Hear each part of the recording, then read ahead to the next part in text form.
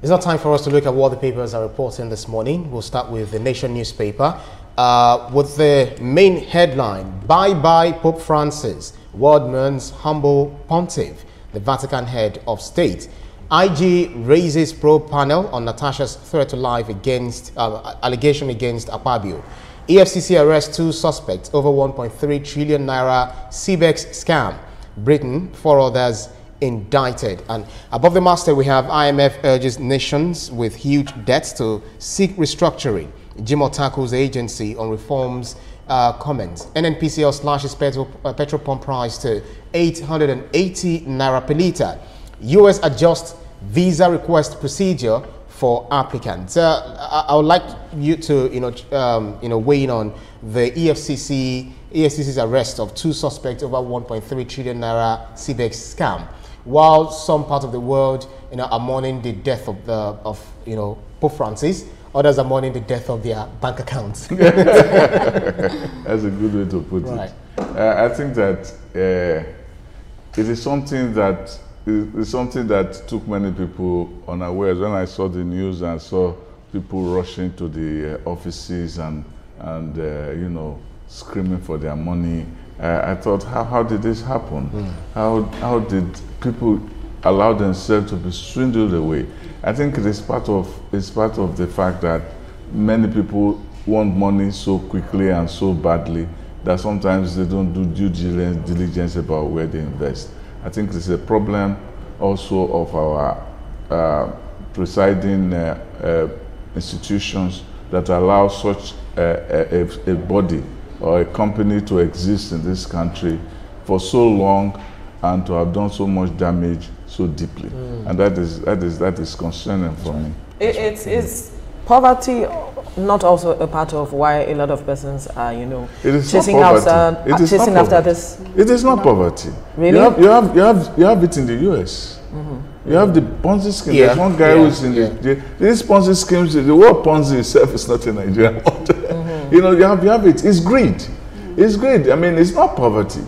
It's the fact that you think that you can make a quick buck. They're also flattering the Nigerian or the human tendency to take advantage of opportunities. And these people, they know it. It's a very cynical plunder that we're experiencing with people doing that. So it's not today that we have greed in the human place. And when there is greed, there's always somebody to light the fire. That's right. Oftentimes I have said it that it can never be poverty, because even if you're poor, you need to think about what you're doing next. And perhaps poverty of the mind.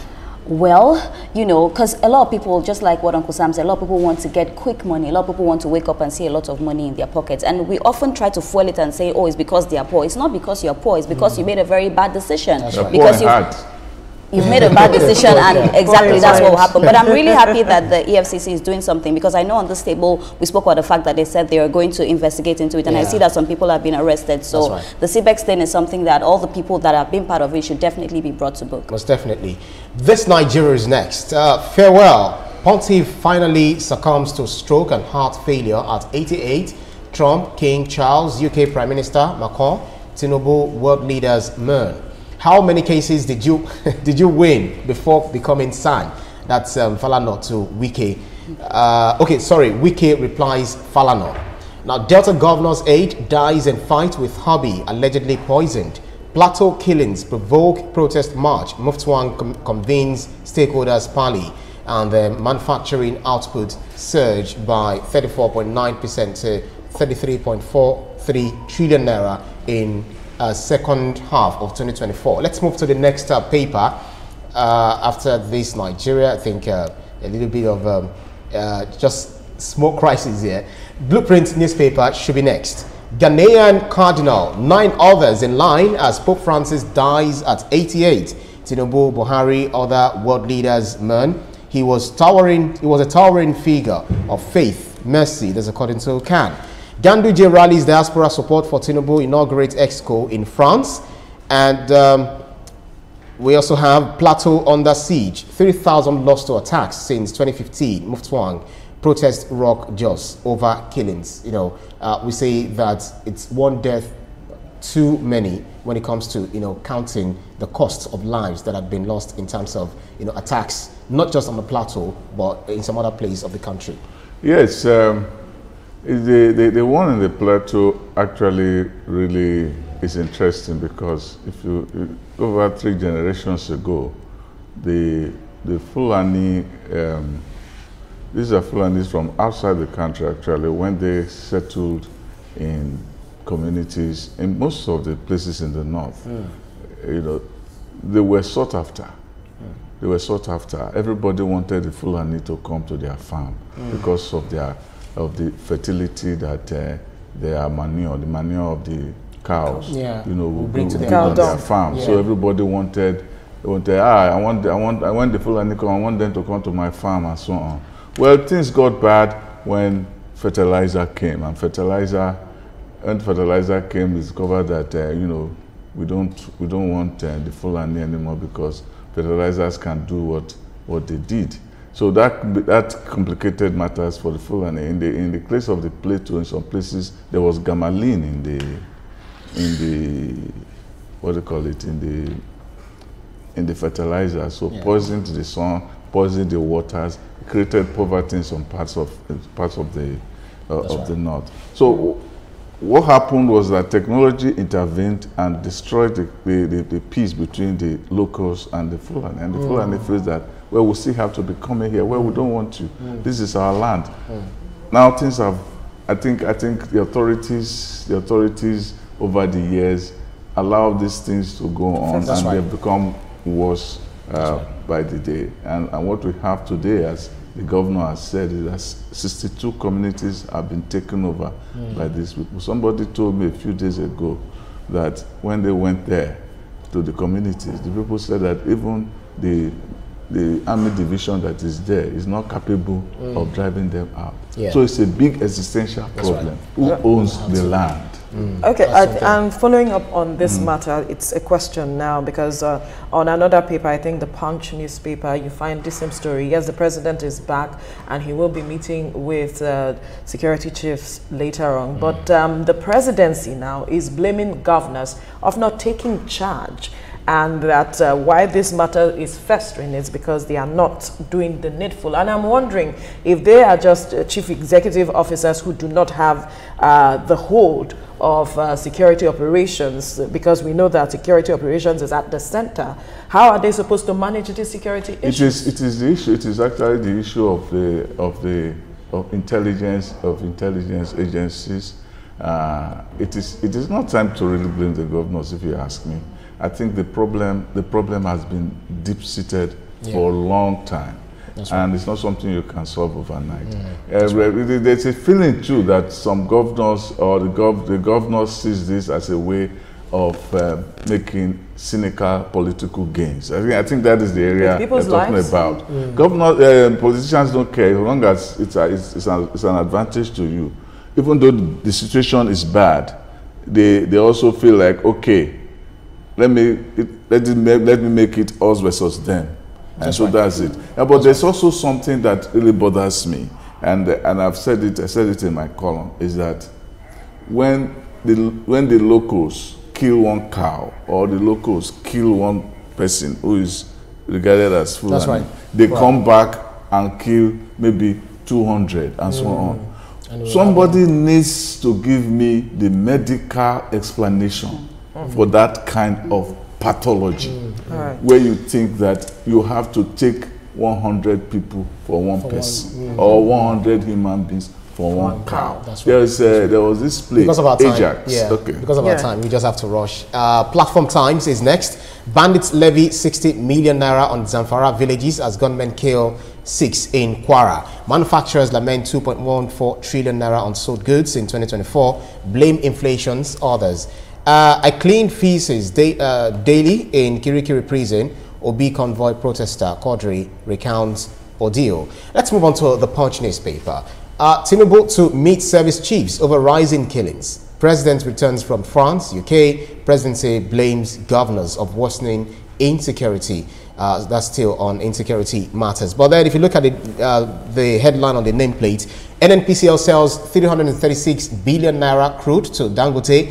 foreign refiners. UK records 22,000 Nigerian asylum seekers. A lot of people are still wanting out of the country. They're looking to Japa, and then the UK, everyone is tightening their their borders against immigrants, just as we see in the US. But why do you think we're having so many people rushing out of the country that much? Well, they are looking for greener pastures. People always want to go to places where they think life will be better for them. Yeah. And this is a free world, but we are finding out that it's not as free as you think it is. I mean, that's right. The people who you think are going to receive you say you should not come anymore. We are getting to a very inflection point in this issue of a migrant crisis. Yeah. People are dying on their way that's there, right. and those people even who have green card have to be careful, not to be thrown away. Canada is saying that the people are getting too much in our country. Yeah. So some Nigerians are thinking of, if I can't go to Canada, I can't go to US, I can't go to UK. Maybe I can go to Australia or Austria. We still have more people to go. You want to say something my quickly? question is, I feel like when they leave, there's a lot of brain drain, because some of the times it's our doctors leaving, it's our nurses leaving. But what would you say are some of the things that as Nigerians we can do to make sure that we just eradicate the crop of people that quickly want to run out? We know that we've said it's greener pastures, but there are greener pastures in Nigeria as well. Yes, it's also there's nothing we can do about asking people not to go, because the economy is not great as it is, and we cannot pretend that the economy is great as it is. Damage has been done for many years. We've been living in delusion and all of that. Yeah. But people will go where they go. But when they go there and discover that life is not as sweet as they think it will be, then maybe we'll get to a point where people will say, well, if I don't go there, then I'll take advantage of what I have. Right. I think we have just about 4 minutes to have a look at some of the remaining papers that we have. Nigerian Tribune is next. And Plateau Forest Grazing Reserve now occupied by bandits, that's according to Mofswang. Jonathan regrets inability to end Nigeria's suffering, says commitment to peace remains unshaken, and I believe that every one of us will agree with that. Grandson of popular Ondo musician Comfort Omoge killed by scavenger. That's a sad story there. Daily Trust is next. Kano, Kasina, Jigawa get 2-hour power supply daily. Small businesses suffer losses. Ketco blames outage on system upgrade. Some of us are still. I would just want you to do, if you can, less than a minute, on the issue of power supply. Some people are enjoying Band-Aid. People like you are enjoying Band-Aid. How do you know he's enjoying Band-Aid? I'm just thinking aloud. I'm a Band-Aid human being. But others are suffering a paltry 2-hour power supply. Some are not even getting at all. Where are we getting? Well, I think we are dealing with legacy infrastructure.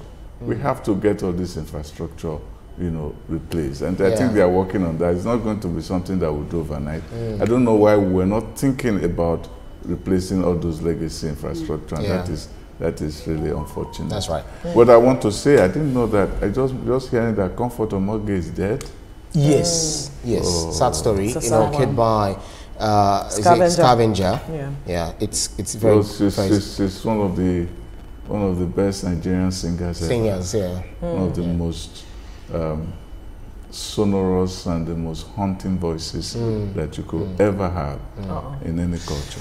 Well, may I so rest in peace. Let's move on to Nigeria News Direct. 2027, Senate spokesman mocks opposition coalition against Tinubu, says re-election bid unshaken, says opposition creating political entertainment for Nigerians to enjoy.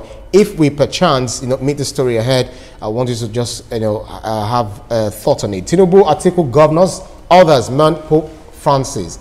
Adeleke orders probe as arsonist set Elisha court ablaze. That's a sad one there. Daily Independent is next. Experts itemize benefits of 23.2% petroleum import drop to economy.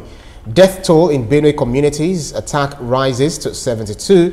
Tinubu, Jonathan, global leaders offer tribute to Pope Francis. NNPCL cuts petrol price to 818 naira per litre in Lagos and 935 naira per litre in Abuja.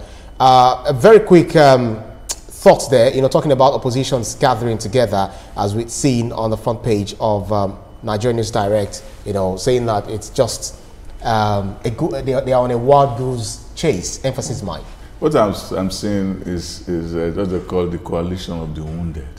One is limp, the other one has a sore head. So they want to come together and fight. I mean, you can't, when you have a sore head, you can't even see. And when you have limp, you can't run. So I don't know how they can fight. I mean, when you go to what do you call it, the Labour Party, you see that they are both fighting each other. The Abure side on one side, and then the Obi, and then you have a Papa. You have all of them trying to fight because there's a lot of chin, and then well, where does that leave our democracy when we are talking about having a vibrant opposition? Beyond Labour Party, APC, and PDP, we have other parties on the ground. Where are the parties? They're just there. They're just what they call fill up our ballot papers. They are platforms. They are platforms. Yes, it's part of the comedy of politics. It's part of it. I mean, politics, democracy also has a way of creating dominance in its own time. Look at what we have in the US today. It is Republican Party that just swept everything, although it deceived everybody in the wave of populism. So much to talk about. So much to talk about. Well, maybe they believe in the proverb. Is it Kenyan proverb that if the threads unite, they can tie the lion? Maybe that's their belief. Yeah, but you have to be strong first. If you are limping and the other one is blind, unfortunately, we're out of time. We're out of time. Let me quickly just touch. Let me touch on the very last paper here, which we have bombshell, not bombshell, Sporting Live, saying bombshell, Eagles, Rwanda allowances on page, NSC delays payment players, NFF agree on appearance fees, match bonuses abolished. Chelsea's £25 million Sancho deal triggered. Walker Loftus Cheek back in training. I do not think we have okay, there's one. Pope Francis' death affects Okoye, Dele Bashiru. Okay, so it's affecting all facets of our endeavors. Is death. Pope? Yeah, the Pope. It has to, because the Italian league is shut down only if one major league is affected in Europe. It affects everybody. Everybody of that. Globalization of soccer. It's globalization of death. That's right. NFF should look at paying the allowances of Eagles because they keep claiming, oh, we don't owe anybody. When Christian Chukwu died, they said, if we owe anyone, come and tell us. Right now, you are owing these people their allowances. Pay them, and we expect these players to do a very fantastic job. We need to give them what they truly deserve. So if anyone is being owed, I think they should be given their money. Right. I think with that, it's just a wrap for this. For this newspaper segment, we've done so well to update you on what the papers were saying this morning. So do stay with us on TVC Breakfast. Still to come,